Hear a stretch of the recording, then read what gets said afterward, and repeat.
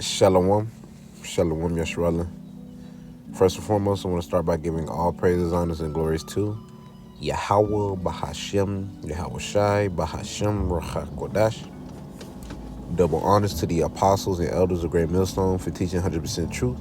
Wa Barakatham unto the 144,000, as well as the rest of the elect. May peace and blessings be unto your households. All right, and it's your brother Gadal from the Great Millstone Dallas branch.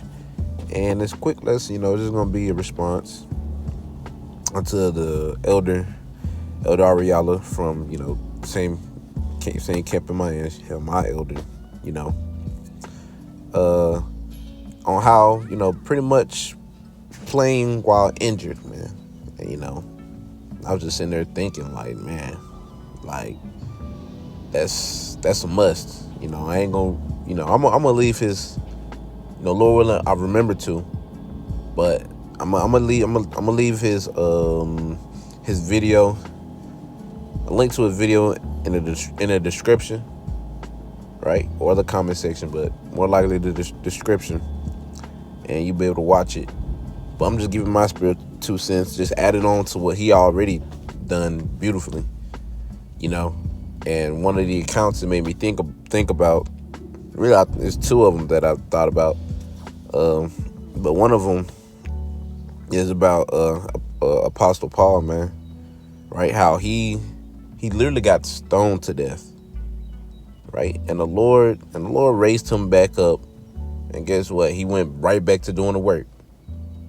Not considering the fact that he literally died, right? Which is worse than an injury, worse than being injured, man. He lost his life, and he still got back up and went to go do the Lord's will, right? And then, I'm going to go ahead and get it. This is Acts chapter 14 and verse 21. No, not 21. My bad. 19.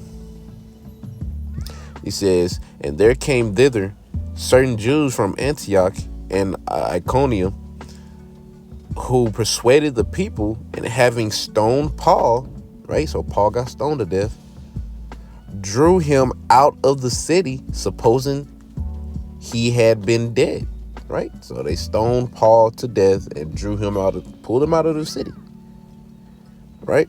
And it says, howbeit, as the disciples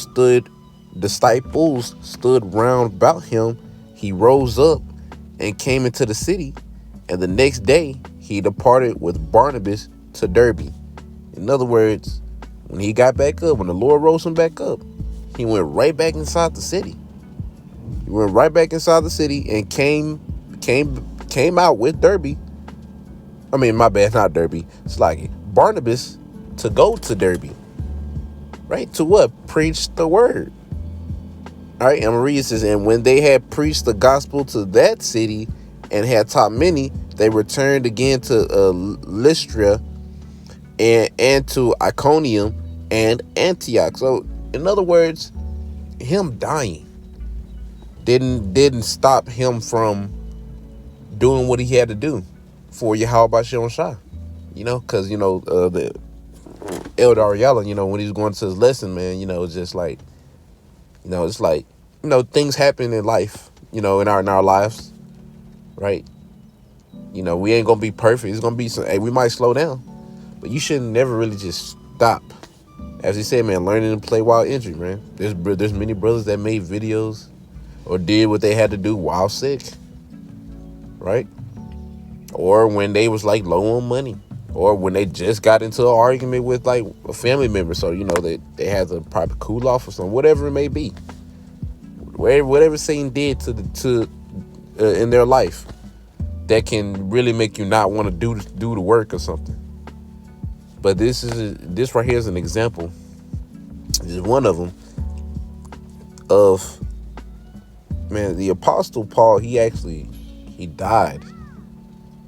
Like, that's worse, because dying is worse than being injured. All right, you got injured completely to the point to where you died, right? So he died, and he got back up and continued to do the work, right? How much more, us?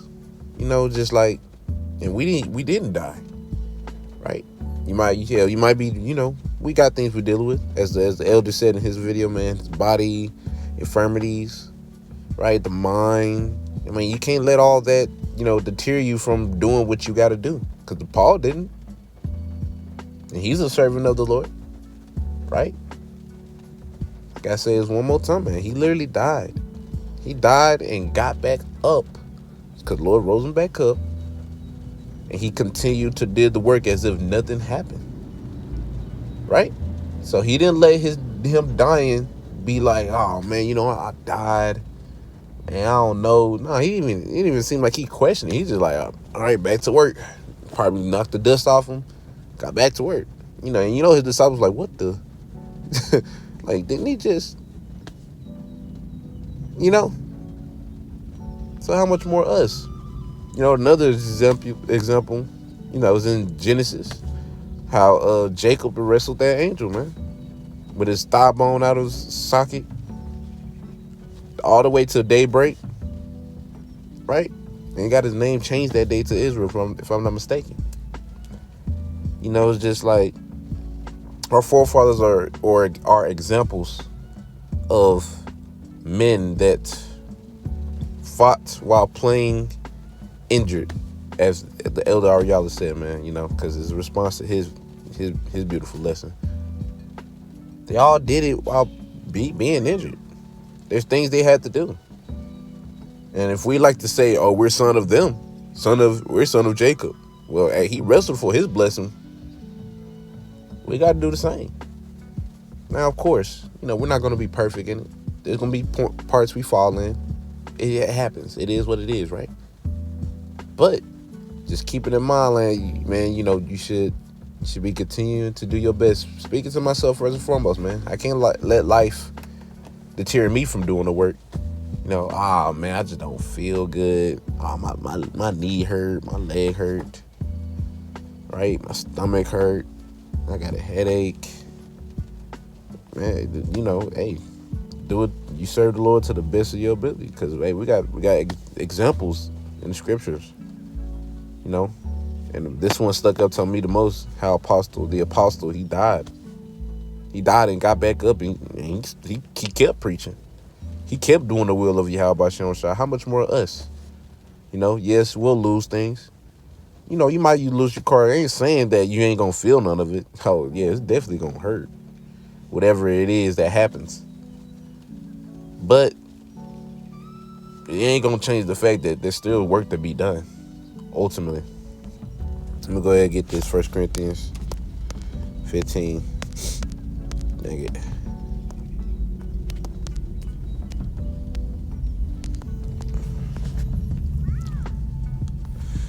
This is 1 Corinthians chapter 15 and verse 58. It says, therefore, my beloved brethren, be ye steadfast, unmovable, always abounding in the work of the Lord, for as much as ye know that your labor is not in vain in the Lord. And most of the time, when I get the scriptures, when brother get these scriptures, the scripture, just talking about how our work is not vain, but hey, bro, we're being told to not to be steadfast. As a matter of fact, let's see what that means. Steadfast. All right. There it goes. Strong's G 1476. Hedrios. All right, Hedrios. It says, firm. All right, what else is it? Immovable, settled. All right, so we're supposed to be unmovable, firm. And then the next word says, immovable, always abounding in the work of the Lord. All right, man. In other words, putting your best foot forward to serve you. How about Shem Shah? Right? As the elder got in his lesson, and I know how to be a base as well as abound. You got to learn. We got to know how to operate, right? When things ain't 100%. Because if you can't, man, then that's what's gonna lead to that mediocre sacrifice. Because it's more of a sacrifice to I'll just give a small example, to make a lesson when you're sick, when you're got a headache, or you just ain't feeling too well. It's more of a sacrifice to do that than to make a lesson and you have one of your best days. Either way, it's a sacrifice. They both good sacrifices. Don't get me wrong. But one's more of a sacrifice because you really had to, fight for it, fight to do it. And that's what the Lord loves to see, man. Right? That's part of you playing while being injured. Doing the things that you really just don't feel like doing, especially when you're not in the best condition to do it. And like I said, of course, take it with a grain of salt. We ain't gonna be perfect in that, but the Lord knows what you can do, right? And you got to do it to the best of your ability, right? But anyways, Lord willing, y'all was edified. I'm gonna end it all by saying Kal Halal, Yahweh, Bahashem, Yahweh Shai, Bahashem, Rachakodash. Double honors to the apostles and elders of Great Millstone. And until next time I say, Shalom, Yesharala.